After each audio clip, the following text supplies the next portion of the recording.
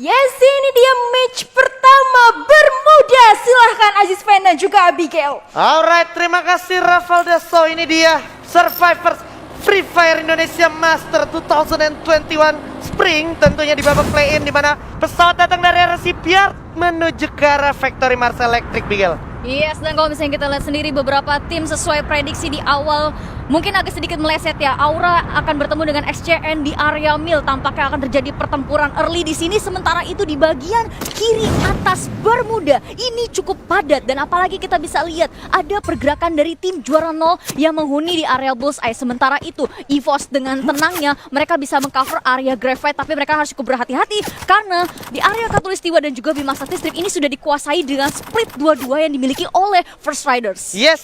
Pembagian yang cukup objektif juga dari First Riders. Seperti biasa, gaya main mereka akan tetap objektif seperti itu. Dan juga kalau kita berbicara ronde pertama, ini sebenarnya bukan wave yang cukup berat untuk mereka, karena mereka sudah biasa menjalani ini di sisa-sisa regular season sebelumnya. Tapi yang terjadi selanjutnya sekarang adalah tadi sebenarnya sudah ada sedikit kontak antara Aura Esports dan juga XCN Dewa yang memang cukup memberikan informasi sedikit banyaknya ke arah teman-teman dari Aura Esports. Kalau ternyata teman-teman dari XCN Dewa masih dengan pride-nya, masih dengan drop zone yang sama. Yes, dan dari Aura Esports sendiri memutuskan untuk menarik mundur. Ini menarik bagi gua, terutama untuk Dewa United sendiri. Yes. Dimana sebenarnya isi dari tim Dewa United ini banyak banget yang berubah. Yes.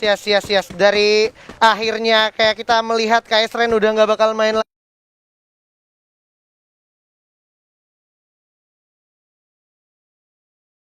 lagi ya kan, dan juga dari segi tim yang berbeda sekarang kita move on dulu ke arah Bullseye. Sesuai prediksi gue, teman-teman dari juara 0 bakalan bergerak ke arah area Bullseye yang memang masih cukup bersinggungan sama Observatory. Kalau kita berbicara Observatory, Bullseye dan juga Graveyard bersama dengan Shipyard itu adalah satu rumpun yang emang gak bisa dipungkiri pasti bakalan on contact cepat atau lambat ya, Bigel. Betul banget, dan apalagi untuk jarak antar satu tempat dengan yang lainnya ini sangat mudah dijangkau dengan launchpad yang ada di setiap kota. Yes. Dan kalau kita berbicara lagi di sini, juara 0 sendiri mempunyai tempo looting yang menurut gua lumayan cepat, karena sekarang mereka udah mulai melakukan pergerakan ke arah belakang Shipyard, yang mana ini bisa jadi something yang good, karena kalau seandainya mungkin aja NJID udah nggak ada di sana, ini bisa jadi satu checkpoint yang cukup menjanjikan untuk teman-teman dari juara 0. Karena apa? Pasti di depan NJID di area Katulnya kan tadi udah ada First Riders. Betul. Ya kan, dan itu bisa jadi titik santai dari teman-teman juara 0 untuk menentukan mereka mau jalur rotasinya tuh lewat arah mana. Yes, dan tapi kalau misalnya kita lihat sendiri dari area minimap, NJID itu masih menyisakan beberapa membernya di area Shipyard itu sendiri. Tapi kita akan beralih di mana ada Bonafide yang cukup bersinggungan dengan NXT Liga Game yang kita tahu sendiri. Secara track record dari kedua belah pihak tim, kita mundur sedikit ke arah group stage. Ini benar-benar sebuah momen di mana ini akan menjadi pembuktian bagi Aka, sang leader dari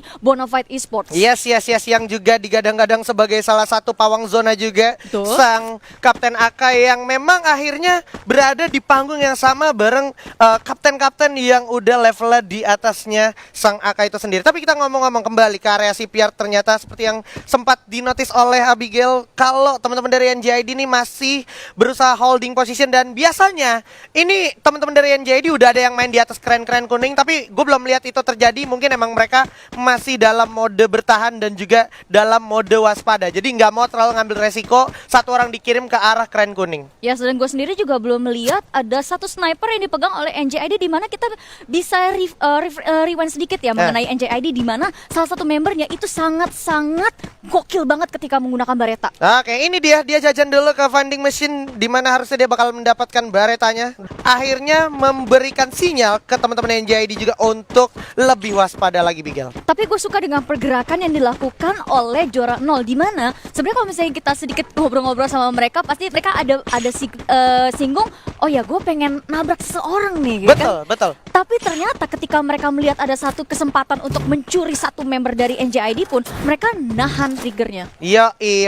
Dan kembali lagi sepertinya Iki bakalan coba ngelit positioning dan juga movingnya mereka, di mana bakalan coba bergerak ke arah plantation terlebih dahulu. Dan ini adalah waktu yang tepat. Kenapa? Karena gue belum melihat ada teman-teman Aura yang bergerak ke arah sini. Dimana kalau kita ingat lagi, Aura tadi turun di Riverside terus mantau dikit ke Mil tapi nggak diterusin. Biasanya Aura ada di area sini, Bigel. Yes, tapi kalau misalkan untuk belum disorot berarti tandanya mereka belum melakukan apa-apa, seperti paling cuma looting-looting biasa. Dan benar aja Aura sendiri sedang melakukan hold di satu compound di mana dia menjepit pergerakan dari First Riders dan juga XCN Dewa tadi. betul, XCN Dewa, di mana posisi 3-3 dalam satu garis menurut gua, apalagi untuk di early game masih tersisa 12 tim juga, belum ada satupun yang keluar, belum ada terjadi tembak menembak. Ini benar-benar menurut gua satu keputusan yang wise sekali ya, karena memang ronde pertama seperti yang gue prediksikan juga bakalan pasif, karena memang ini menentukan siapa yang bakal dapat angin segar. Kalau sampai salah satu tim dapetin angin segar, dapetin kill di early, itu bakal jadi mental boost mereka untuk sisa 5 game hari ini di play-ins. Betul, game pertama itu memang jadi penentuan, terutama sekaligus tengah dan satu game terakhir. Dan ini dia tampaknya sudah ada karakter baru ya. Iya, enggak, ini lebih tepatnya dari Joker sendiri udah mulai sadar kalau mereka tuh harus adaptif sama meta-meta yang ada, termasuk meta-meta internasional. Mereka udah mulai coba terapin di Joker. Dia bawa Alvaro yang memang bisa menambah daya ledak dan juga ruas ledakan itu sendiri. Tentunya dibantu sama pet ini ya, pet yang baru juga, yaitu pet monyet ya kan. Itu bisa dibilang nambah jarak lemparan dan juga dapat jarak glue wall yang lebih jauh juga. Oh, Beaston. Ini benar-benar ngebantu bagi teman-teman yang cukup kesulitan perang di jarak dekat tapi pengen mencoba mencapai musuh yang jaraknya ini bisa dibantu dengan skill dari Beaston itu sendiri. Yes, Beaston atau si monyet dan juga Alvaro ini memang satu kombinasi yang cukup legit sebenarnya. Dan gue gak heran karena teman-teman dari First Rider udah melakukan ini di beberapa matchday regular season sebelumnya. Dan ini seperti biasa akan tetap holding posisinya, apalagi teman-teman dari First Rider yang memang mempunyai gaya bermain defensif tapi tetap strong gitu dari segi defensifnya ya. Yes, dan kalau misalnya kita ngeliat sendiri dari First Riders dengan komposisi mengikuti meta luar dan juga mix and match antara karakter dan juga skill pad, ini gue nggak bisa menurunkan expect ya. Apalagi di belakang mereka ada Coach Manggiskun yang memang benar-benar menguasai micro Free Fire menurut gue. Yes.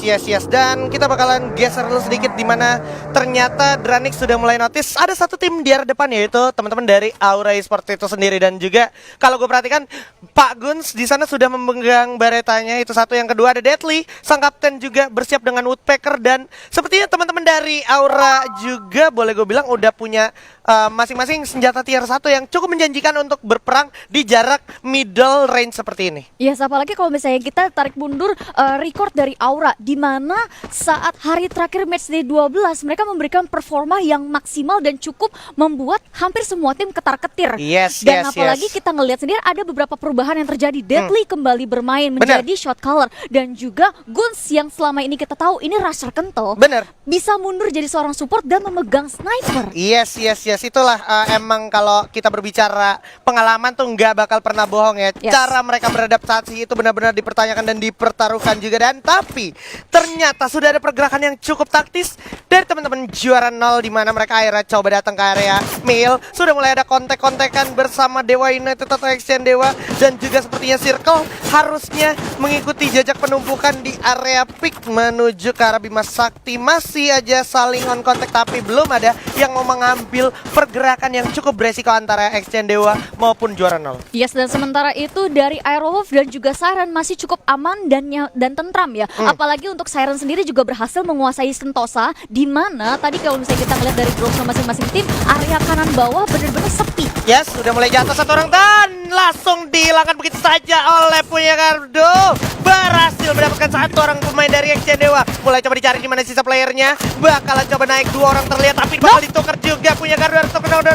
Raid dengan 94 langsung coba dihabisin begitu saja. Dan di end 1-1 Dewa United melawan Juara Nol kali ini, dan Juara Nol cenderung lebih santai. Benar saja prediksi zona berikutnya masih akan bergerak di area sana, dan ini malah menjadi satu angin segar untuk teman-teman dari Siren. Kenapa? Karena kalau lihat tadi dia dari Sentosa menuju ke arah Kota Tua itu nggak ada penumpukan sama sekali di teman-teman Siren. Betul, dan ini menjadi kesempatan emas bagi Siren Sports sendiri. Tapi sebelum itu kita bahas mereka lebih lanjut. Ternyata sang kapten dari Bonafide ini berhasil dikenok oleh sebenarnya Dranix mau. Yes, karena memang posisi mereka yang sangat berdekatan juga dan cukup tricky menurut gua kalau seandainya mereka overtime memberikan perlawanan dan juga jual beli serangan, karena yang gue inget tadi yang deket di arah Dranix itu bukan cuma ada teman-teman dari Bonafide, tapi ada juga teman-teman dari NXL Liga Game dan juga kalau gua nggak salah ingat masih ada Aura yang berpotensi bakalan mencoba mencari keuntungan juga. Tengah sih padat meraya banget sih. Iya, Ya kan ada First Rider, ada Aura, ada NXL, ada Bonafide dan